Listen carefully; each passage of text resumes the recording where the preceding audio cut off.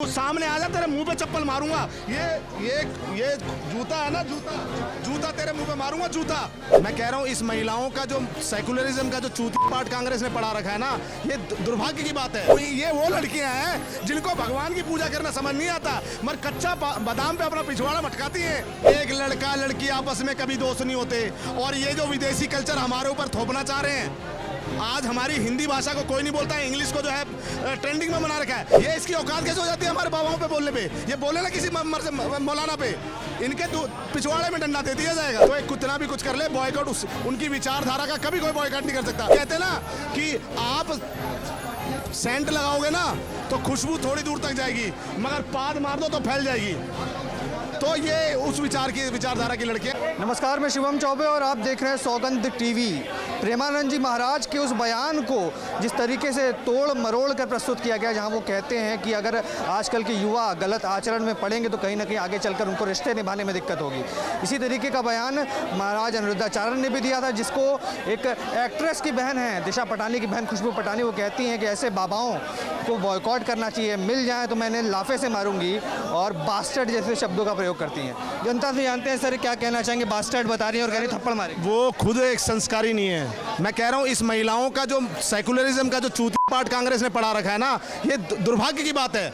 आज उत्तर प्रदेश में जो आपने बाबा देखा होगा, झांगुर बाबा क्यों बोलते हैं उसको? पहले तो उसको जहांगीर मौलाना बोलो। बाबाओं का हमारे हिंदू धर्म का जो अपमान नहीं हो रहा, अब बाबा बोल रहे हैं उनको। अरे झांगुर मौलाना है वो, जो हमारी बहन बेटियों का धर्मांतरण करवा के और कहीं ना तो कहीं उसको रेट लगवाते हो हमारी बहन बेटियों का। 16 लाख रुपए ब्राह्मण का और अदर जाति का 12 लाख 15 लाख। ये क्या मजाक चल रहा है क्या? हमारे धर्म में जो तुम शिवजी भगवान को पीके जैसी मूवी में जो नचा देते हो, तो हमारी आस्था नहीं होती है। ये सेकुलरिज्म का चूतिया पार्ट जो कांग्रेस ने पढ़ा, इनको ये वो लड़कियां हैं जिनको भगवान की पूजा करना समझ नहीं आता, मगर कच्चा बादाम पे अपना पिछवाड़ा मटकाती हैं।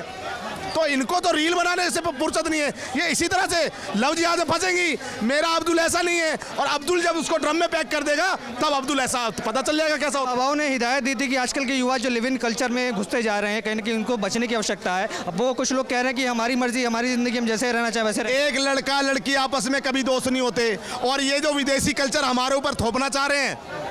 आज हमारी हिंदी भाषा को कोई नहीं बोलता है, इंग्लिश को जो है ट्रेंडिंग में बना रखा है। इसी तरह लिव इन को जो इन्होंने बना दिया कि लिव इन में रह लो, तो इस बात का मैं खंडन करता हूं। और एक लड़का लड़की जो कह रही है ना वो बाबा को बास्टर्ड, तू सामने आ जा, तेरे मुंह पे चप्पल मारूंगा। ये जूता है ना, जूता तेरे मुंह पे मारूंगा, जूता।